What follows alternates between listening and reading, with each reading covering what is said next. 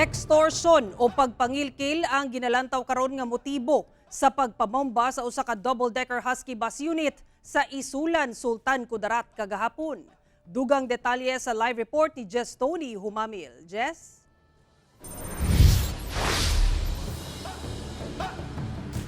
Sara, gawas sa extortion nasuta sab sa otoridad nga usa ka improvised explosive device ang gigamit sa mga responsable sa pagbusikad nga gituohang miyembro sa Dawla Islamiyah Group.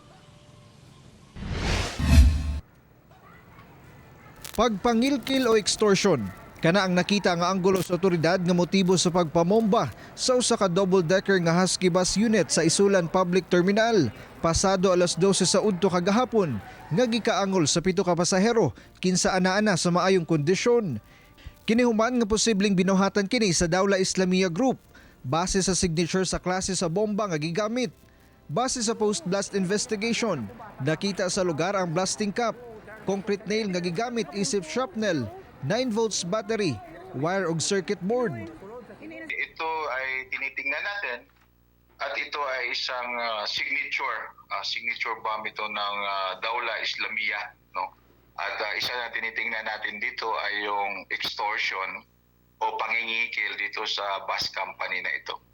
Sa investigasyon sa kapulisan, gikan Cotabato City ang maong bus ug una midiretso sa Isulan Public Terminal, mihapit sab kuno sa Sharif Agwak ang bus.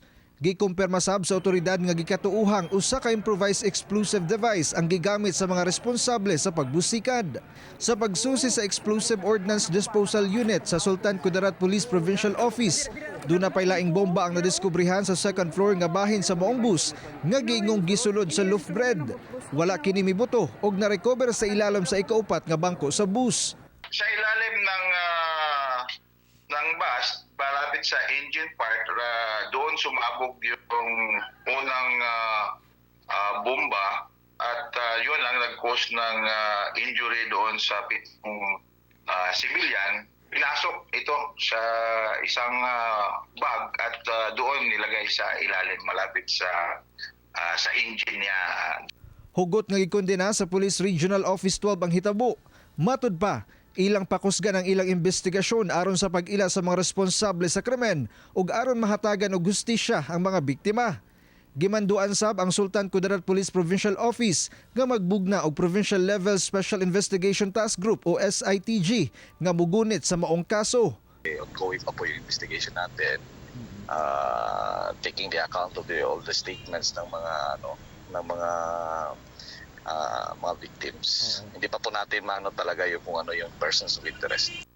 Nanawagan sab karon ang otoridad sa publiko nga makig-coordinate kanila ang mga adunay impormasyon o nakakita sa nagbilin sa bomba sa maong bus. Padayon sab sila sa pagpangita og dugang ebidensya sama sa CCTV footage sa maong bus.